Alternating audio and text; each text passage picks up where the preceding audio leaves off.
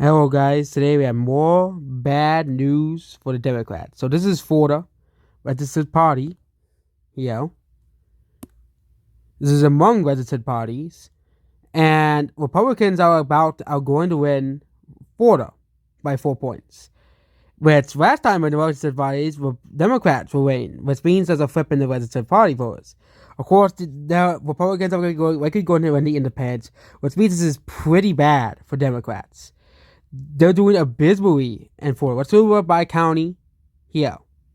Okay.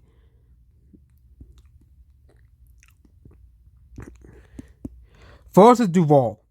Okay. Republicans are winning Duval, despite them losing Duval last time. Which we have the election stuff for here. Democrats won Duval by 3 points. Okay. And early vote, they won it by nearly about 10. Okay. They won it by 10 points. Okay. But now Republicans are winning Duval. That's the thing. They're winning it. They're winning Duval. Okay. And most of the independents broke out for the Republicans. Okay. That means they're going to win. Let's just say they win Duval by around 8 points. This makes Florida even closer. Around 3 percentage points. They win it. Let's just say it's a swing. And they win it by 14 points because independents largely and Florida break out for Republicans. So that means it's seeing Duval becoming a Republican county. Whereas people say, "Oh, but Duval is never going to vote Republican again." Hillsborough, which is where Tampa is. Here, independents broke out heavily for Republicans, despite Democrats ready to do Hillsborough by 12 in the early vote last year. Not last year, 2020. Though we're only losing by 3. Which means if most of the independents break out for Republicans, okay, Hillsborough is going to see a swing of around 10, which means they'll win it by around 4. Okay, this is very bad news for the Democrats. Hillsborough is one of the bigger counties in Florida, and they're going to lose it. Okay. Let's go to another blue county, Miami-Dade. Republicans are about to flip Miami-Dade. Okay. And last election, they were losing it by around 11 in the registered party. So, and they lost Miami. They're going to flip Miami. Okay. By around 3. This is very bad news for the Democrats because Miami is an important county they have to win. And they're going to lose Miami County by around 30,000 points at this current moment because independents in Florida largely break out for Republicans.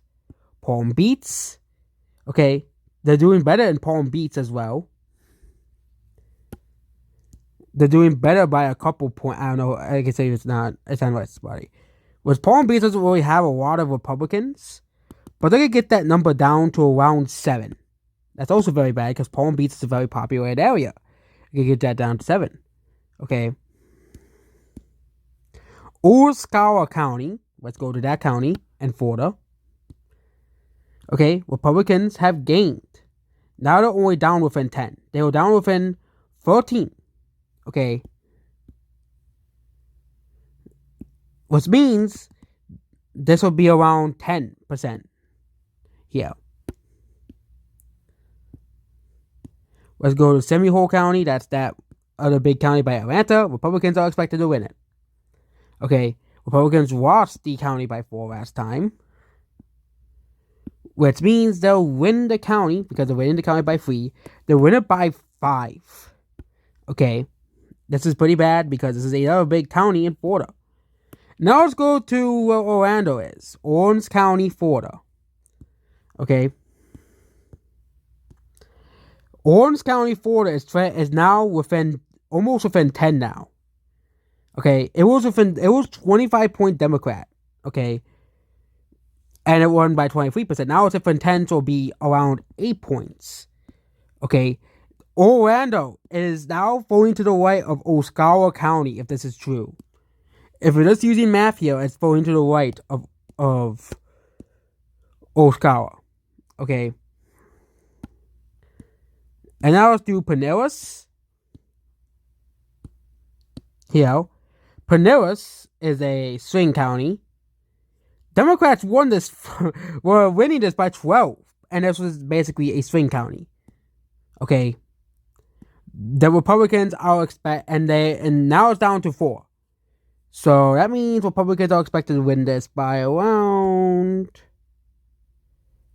12. Around 8 to 12%. Okay? Because Pinellas always votes to the right of Hillsborough. That means Republicans are expected to win 4. Not even messing up the rest of the counties here. There's a very real chance that DeSantis wins by over 10 points, along with the other guy that's winning. Broward County, plus 5 points for the Republicans. So we'll go, and independents will break more for Republicans, so it'll be around 23%. Okay, Broward is another wild county. That just citing down that vote margin made it like this. Okay, and let's not forget places like Lee, Charlotte, Collier, Sarasota, Manatee, all these coastal areas with a lot of people that vote very Republican. Okay, Manatee and all these areas down here. Monroe, I think that's what that includes the Keys. Okay, Jefferson, where Panama Beaches, this area, the Panhandle. You're seeing a state, a large state. This is Florida. We're probably gonna have 1 million more Republican ballots because the Republicans have a 300,000 voter advance in Florida. They do. And now and independents in Florida break for the Republican Party. They do. That's how the state has been so close. And now independents are gonna break for Florida like last time, and this is very bad. Now let's go to Arizona, see how they're doing with Arizona. This is with registered voters. Democrats actually had a 5-point advantage in the early vote last time. Now they only have a 2-point. Okay, independents slightly break for the Democrats, which means, okay, so yeah, Florida would be a safe margin, but Arizona is going to be a lean margin if we're going based off the data. Okay. Because Arizona was only won by Biden by around here. And let's just say the entire state does trend to the right of 2 points. Excluding, of course, votes from, mail votes from here. No, it's not excluding votes from mail. Excluding the early day votes, which have not came out yet. Because a lot of people vote in person.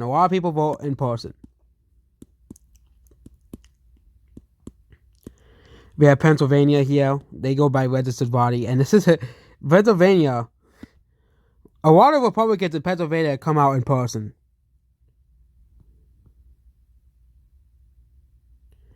Okay, I think people need to realize this. Republicans in Pennsylvania are coming out massively in person. Okay. Republicans are doing slightly worse in this one. There's also the independents that are doing slightly worse. So it's really independent votes are really just down voting Democrat in Pennsylvania more.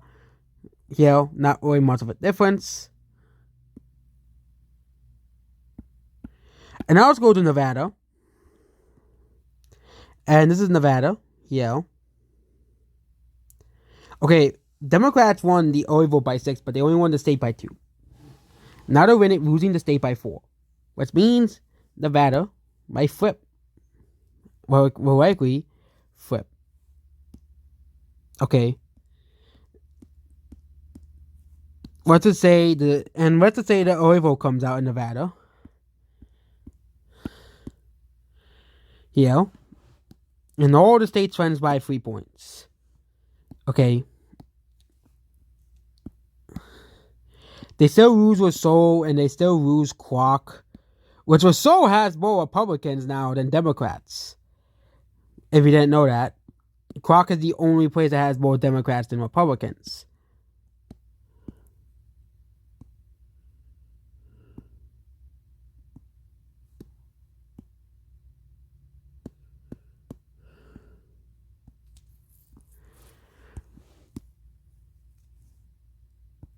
That's very, very bad news. Oh, I accidentally downloaded the file. And of course, Midwest, they don't really go by registered party. Pennsylvania does. Pennsylvania not probably does, but the Midwest, they don't go by registered party besides Iowa. New York is another interesting one. I said multiple times, if Zeldin and the Republicans manage to flip New York, it's abysmal for Republicans. So Democrats are staying around the same amount of time, but Republicans are increasing the turnout in the early vote. And of course, let's not forget the Democrats are doing abysmally early votes, okay, compared to 2020. They're not turning out, okay? They're not turning out. That's a problem. So, outputs 5 shift already in New York would make the map look like this. Which means New York would vote 18% point for the Democrats in the election. But people are saying that the Democrats are doing way worse in New York City than previous years. This is a very, very bad news and very, very bad sign. We might get that big flip. It might be New York. And if Democrats lose control of New York, it's game over for them, as I explained. Okay. Yeah. Let's just say we have all of these states here. This is the current Republican.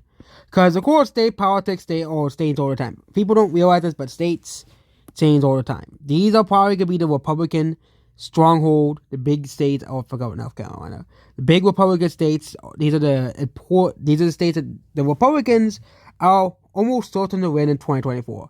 Nevada and Wisconsin will be included in this because both states are trending rapidly to the left. You can look at the voting. I made a whole video about Nevada's voting patterns, and Wisconsin is just trending away from the Democrats, just like Ohio and Iowa did. Okay. And this trend is also happening in Michigan, Pennsylvania, and Minnesota. Okay. Which means you can add those 4 states.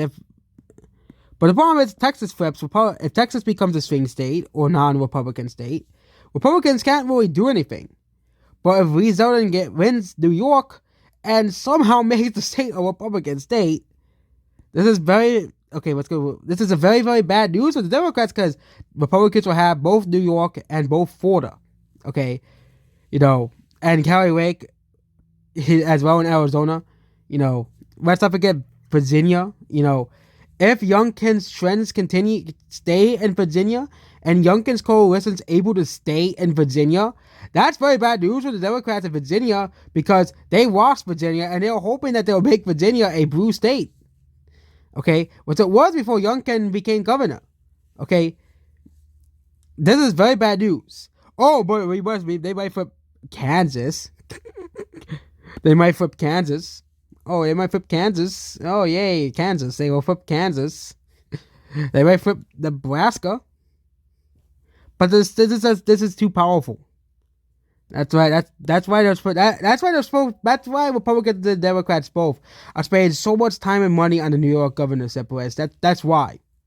The Democrats don't want Republicans to gain another state because New York is very demographically similar to Florida. Okay, it's very demographically similar to Florida. And Florida, we all know, is going off the roof again, for Republicans. Okay. It's very demographically similar to Florida. And Florida is going away. Okay. Florida is going away from the Democrats. We all know this. I think Leon's going to trend Republican as well. That's where the capital of Florida is. Tallahassee. I think it's in Leon County. And a lot of the people moving to Florida are mostly Republicans. That's another thing. Okay. And yeah, this is abysmal numbers for the Democrats. As 6 days to election, not many people really voting early. That's very, very bad for early votes and absentee. And also starting to see that a lot of people now coming out now are more Republicans as we get closer to the election, because that's how it always is. But it's like, Pennsylvania and stuff as well. Okay. And this is the final election for Pennsylvania. Yeah. Okay, Pennsylvania, Biden won by 3.7. Okay. He won it by 3.7. But also a lot of the unaffiliated. There was also a lot of unaffiliated voters. Okay. As well. And some of those unaffiliated voters vote. They mostly broke even. But if unaffiliated voters broke even mostly for Republicans, that's very bad. Because those are the people that you really have to win over. Okay. In a place as close as Pennsylvania. Okay. Florida, they're obviously going to win the unaffiliated voters. Okay. They won them last time. That's how they kept the state, parts free for Republicans. Democrats actually won over unaffiliated ones, they had to win these unaffiliated voters over as well. But Florida now is voting plus 4.4 currently. And the unaffiliated voters wait for Florida. That's very bad news as well. Because it's all these guys, they actually overperformed. Yeah. And of course, some of the unaffiliated voters vote for the Libertarian candidates and the Greens and other candidates that get like 5% of the vote in each election. But this is very bad news for the Democrats as a whole. Yeah. Heck, they could even win a place like New Hampshire. And Bolduc wins. Whereas he's surging in Alaska, he's surging.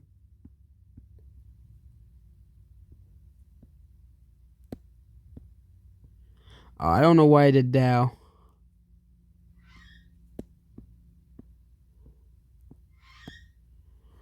I do not know why I did that. Oh, I did that.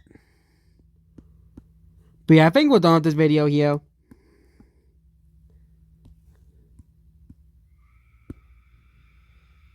Yeah, this is the map. Goodbye.